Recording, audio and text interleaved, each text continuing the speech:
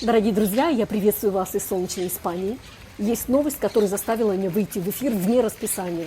Правительство Финляндии готовит изменения в законе о чрезвычайном положении. Речь идет не о военных действиях и не о стихийных бедствиях, а о возможном массовом наплыве людей в страну. Предлагается в условиях чрезвычайного положения дать государству право изымать частную собственность, приостанавливать социальные выплаты и даже ограничить доступ к медицинским услугам. Предложения правительства произвели сильное впечатление не только на оппозицию и правозащитные организации.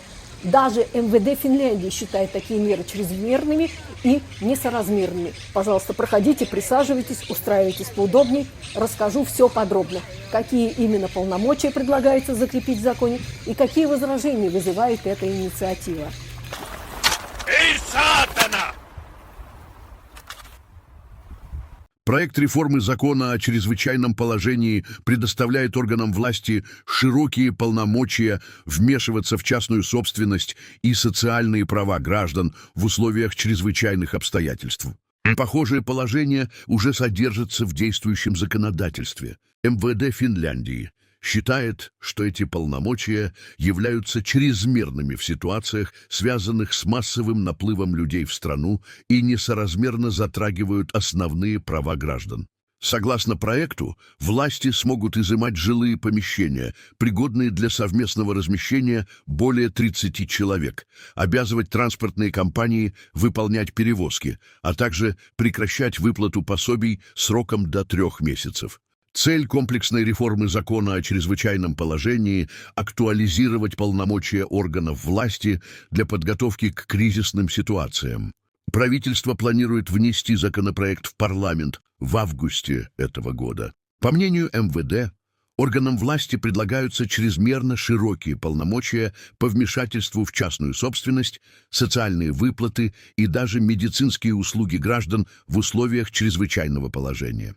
Министерство представило свое особое мнение по проекту. Критика МВД касается ситуации, когда закон применяется в связи с массовым наплывом людей в Финляндию. Проект предоставляет органам власти, в частности, право изымать помещения, пригодные для совместного проживания, а также обязывать транспортные компании обслуживать органы власти при организации мероприятий, связанных с размещением прибывающих. Аналогичные положения уже существуют в действующем законе о чрезвычайном положении. Однако в новом проекте уточняются отдельные детали применения этих полномочий. Так, положение об изъятии жилых помещений было добавлено в закон в 2022 году, когда предполагалось, что Россия может направить людей из третьих стран к восточной границе Финляндии. Целью комплексной реформы является обновление полномочий органов власти, таким образом, чтобы Финляндия могла заранее готовиться к различным кризисам и эффективно на них реагировать. Толчком к реформе стала пандемия коронавируса, во время которой пришлось в экстренном порядке вносить изменения в законодательство. Проект закона был подготовлен большой рабочей группой, в состав которой входило и МВД. В первоначальном докладе рабочей группы особого мнения МВД не содержалось. Осенью политическое руководство министерства повторно оценило проект, после чего министерство заявило о необходимости пересмотра ряда положений, связанных с массовым наплывом людей в страну. В ноябре министерство представило свои альтернативные предложения, и Государственный совет создал новую рабочую группу для их оценки. В итоге первоначальный проект изменен не был, и Министерство внутренних дел оставило свое особое мнение. В настоящее время проект находится на стадии общественного обсуждения. Отзывы ожидаются до конца февраля. Правительство намерено внести законопроект в парламент в августе. По мнению Министерства внутренних дел, угрозы общественному порядку следует по возможности устранять с использованием обычных, а не чрезвычайных полномочий органов власти. Министерство подчеркивает, что оказываемое Россией давление на Финляндию может носить длительный характер и принимать более серьезные формы. В условиях продолжающейся агрессивной войны также ожидается рост перемещения оружия и лиц повышенного риска в пределах Шенгенской зоны. Министерство внутренних дел особенно возражает против 4 положений проекта, считая, что они несоразмерно затрагивают основные права обычных людей. Первое.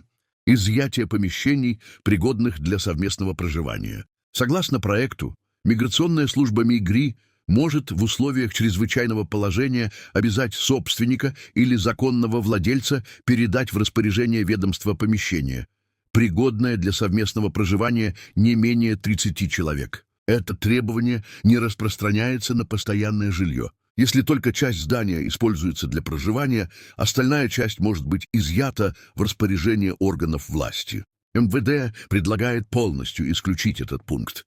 Даже в условиях чрезвычайного положения приоритетом должно оставаться предотвращение перегрузки системы приема, а необходимые помещения следует обеспечивать за счет собственных ресурсов органов власти либо приобретать их на рынке. Второе. Обязанность выполнять перевозки. Согласно проекту, поставщик транспортных услуг, например, автобусная или таксомоторная компания, может в условиях чрезвычайного положения быть обязан выполнять необходимые перевозки. МВД предлагает ввести ограничение, согласно которому данное полномочие не может применяться для перевозок, вызванных массовым наплывом людей в страну. Третье. Обязательные страхования, пособия и социальная помощь. Согласно проекту, выплату пособий, таких как пенсии, пособия по безработице или аналогичные выплаты, в условиях чрезвычайного положения можно отложить на срок до 6 месяцев, либо сократить их размер наполовину на срок до 3 месяцев. Если этих мер окажется недостаточно, выплаты могут быть полностью прекращены на срок до 3 месяцев. Большинство авторов проекта обосновывает эти полномочия необходимостью обеспечения платежеспособности государства и базового уровня жизни населения.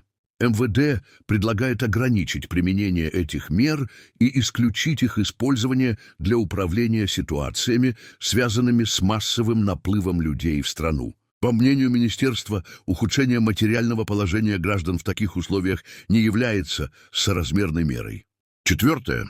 Социальные и медицинские услуги. Согласно проекту, правительство может в условиях чрезвычайного положения постановлением приостановить предоставление отдельных неэкстренных медицинских и социальных услуг. При этом такие меры не должны ставить под угрозу здоровье людей или их право на необходимую помощь и содержание. И в этом пункте МВД предлагает ввести ограничения и исключить применение данной нормы к ситуациям, связанным с массовым наплывом людей в страну. По мнению министерства, ухудшение социальных и медицинских услуг для населения не является ни соразмерной, ни необходимой мерой для управления такими ситуациями.